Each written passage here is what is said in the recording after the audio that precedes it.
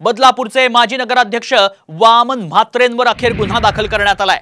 जितेंद्र आव्हाड यांनी ही माहिती दिली आहे। दैनिक सकाळच्या महिला पत्रकाराविरोधात अर्वाच्य भाषा वामन म्हात्रेंनी वापरली होती आणि त्यानंतर सर्वच विरोधी पक्ष असतील, सत्ताधारी महिला प्रवक्ता असतील, त्या सगळ्या आक्रमक झाल्या होत्या आणि त्यानंतर वामन म्हात्रेंवरती कारवाई करण्याची मागणी तीव्र होत असतानाच पाहायला मिळाली आहे। त्यात सुषमा अंधारे यांनीही ठिय्या दिल्याचं पाहायला मिळालं होतं। अधिक माहिती जाणून घेऊ, आमचे प्रतिनिधी गणेश कवडे सध्या आपल्या संपर्कात आहेत। गणेश, अखेर गुन्हा दाखल झाल्याची माहिती समोर येते, काय अधिक तपशील आहे?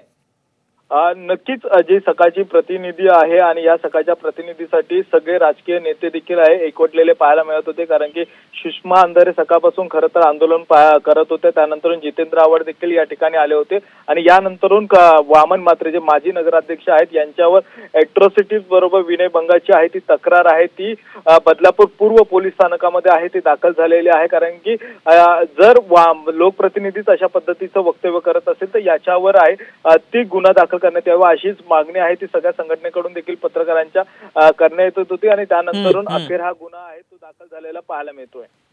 नक्कीच धन्यवाद गणेश, आपण दिलेल्या सगळ्या सविस्तर माहितीसाठी।